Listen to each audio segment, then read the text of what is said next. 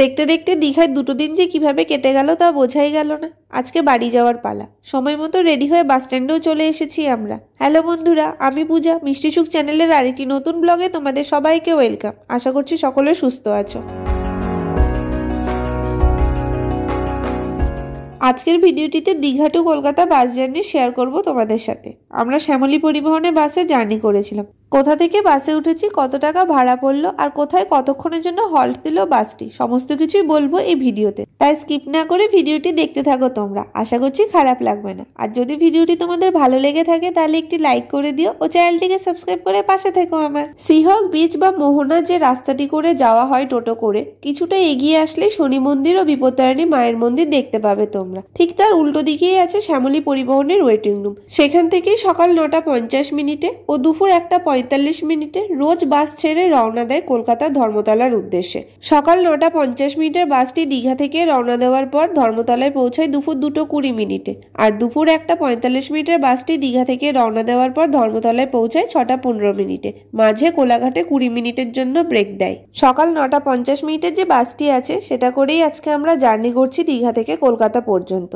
বাসের ভাড়া পড়েছে মাথা পিছু 300 টাকা করে। 2x2 করে বাসটি সিটিং অ্যারেঞ্জমেন্ট করা আছে। দুদিকেই দুইজন করে বসতে পারবে। সিটগুলো বেশ বড় আর কমফোর্টেবলও ছিল। ব্যাগ রাখার জন্য জায়গাও আছে ওপরে। যদি ভারী বা বড় লাগেজ থাকে তাহলে ডিকিতে রাখতে পারো তোমরা। প্রতিটি সিটের নিচে ফোন চার্জ দেওয়ারও ব্যবস্থা আছে। চার্জারের পয়েন্ট আছে, এখানে জল রাখার জায়গা। বাসটি ছাড়া টাইমও হয়ে এসেছে। যারা যারা বাসে বসেছিল তাদের টিকিট চেক করে নিলেন ইনি। নির্ধারিত সময়ের 1 মিনিট আগেই বাসটি ওল্ড দীঘা শনি মন্দিরের সামনে থেকে ছেড়ে দিল।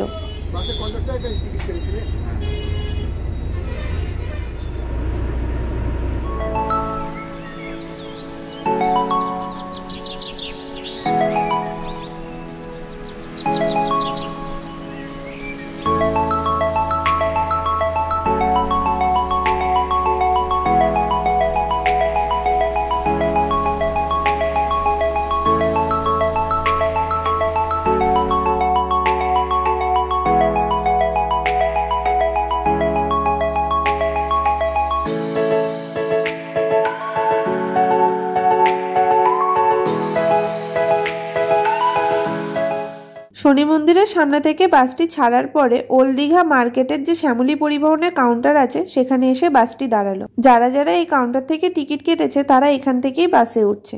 এরপর বাসটি রওনা দিল নিউ দীঘার দিকে।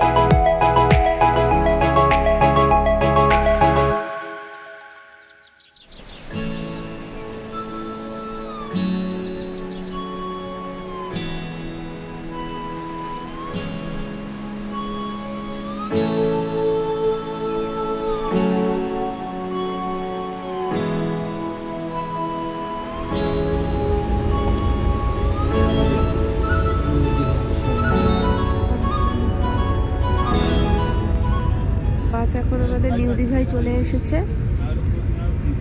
ওল্ড দীঘা থেকে বাসটি ছাড়ার পর নিউ দীঘায় বাস এসে দাঁড়ালো হোটেল অম্বালিকার সামনে।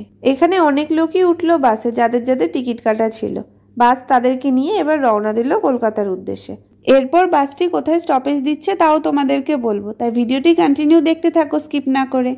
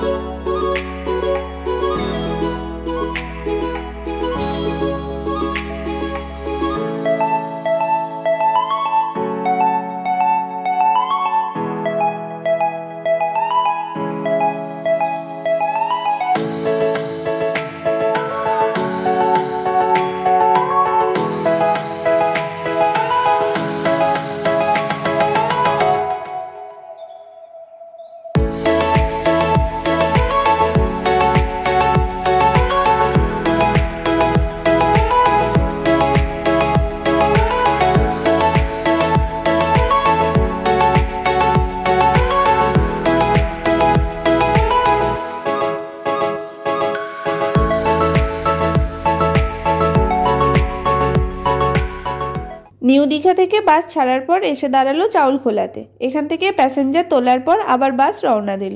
অলরেডি 1 ঘন্টার মতো জার্নিও হয়ে গেছে আমাদের। আর এই 1 ঘন্টার জার্নিতে দুজনেরই শরীর খারাপ হয়ে গিয়েছিল বাসে। গা গোলাতে শুরু করে দিয়েছিল।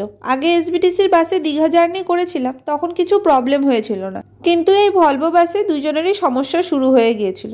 মনে হচ্ছিল কিছুক্ষণের জন্য যদি নিচে নামতে পারতাম তাহলে ভালোই হতো।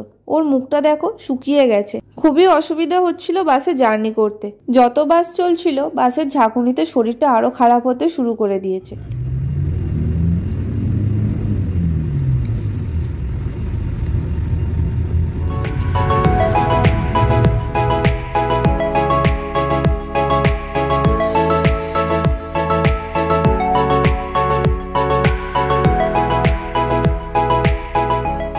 চোখ বন্ধ করে বাসে বসে থাকতে থাকতে কখন যে ঘুমিয়ে গিয়েছিলাম বুঝতেই পারিনি। আর এই ঘুমের মধ্যে আমরা 1.5 ঘন্টা জার্নিও কভার করে নিয়েছি।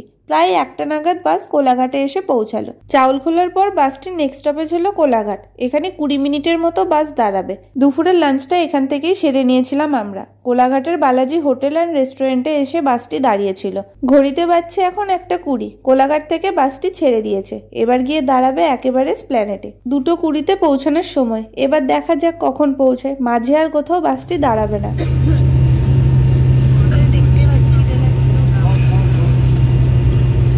এই যে স্যার, বমি করেছেন? বমি করে কেমন লাগছে আপনার?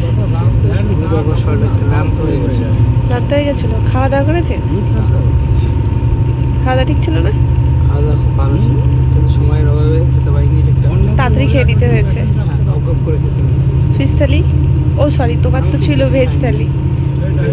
ফিশ থালিও ভালো ছিল, খারাপ ছিল না, কিন্তু চাটনিটা দারুণ ছিল। চাটনিটা অসাধারণ ছিল। পাঁপড়ের সাথে খেলে অনেক লেগেছিল, কিন্তু তখনই বাসা মেরে দিয়ে ভেতরটা করে দিল।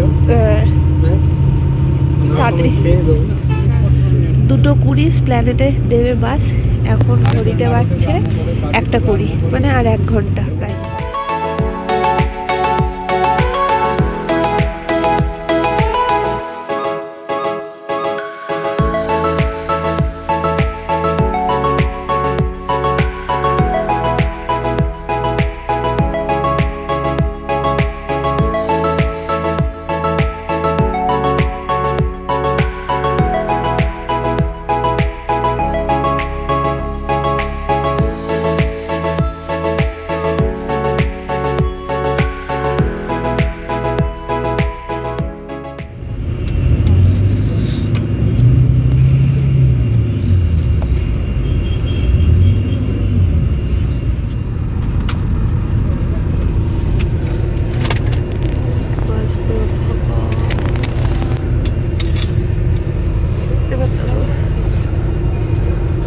একটা